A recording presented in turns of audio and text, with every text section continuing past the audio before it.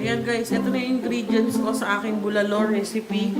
Sibuyas, tapos Japanese corn, tsaka yung ating Pechay Baguio, tapos beef cubes, pamintang buo, tapos yung beef shank o yung perfect na ano, yung pang bulalo talaga.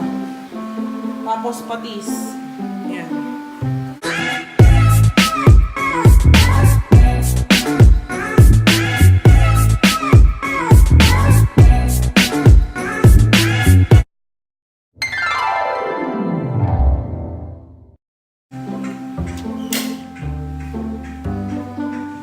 Nalagay ko na yung ano dyan, yung beef shank or yung bulalo natin.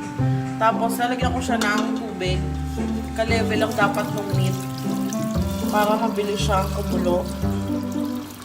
Ayan. Then, tatakpan lang. Takpan lang natin siya. Hintayin lang kumulo. Ayan. Tatanggalin lang natin yung mga SCUM daw yung tawag dyan. Yung mga parang ano nga, sibo-sibo. Yung mga dumi niya. Tanggalin lang natin. Tapos, pag natanggal na lahat nun, magdadagdag na ulit ng tubig. Ayan. Tapos, sibuyas. Patis or asin, depende sa inyo kung anong gusto nyo pampaalat.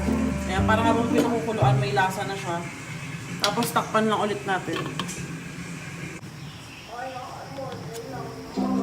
Ayan, nakumulo na siya ulit. Ilalagay na natin ngayon yung dalawang nor beef cubes. Ayan, dalawa siya.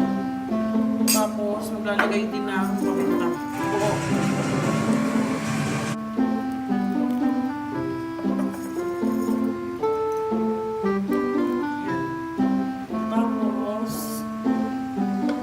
Na ulit hanggang sa lumambot na yung ating beef. Ayan, dahil kulong-kulo na siya at medyo malambot na yung ating bulalo, ilalagay ko na yung mga corn, yung mga mais. Ayan, sarap! Grabe ang bango niya. Tapos takpan lang ulit natin, mga 20 minutes guys, okay na yan. Ayun na guys, super lambot na niya. Grabe, oh, mahiwalay na siya.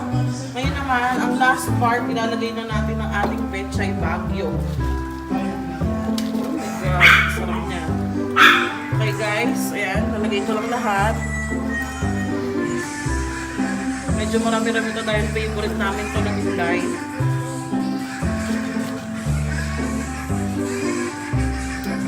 Ayan.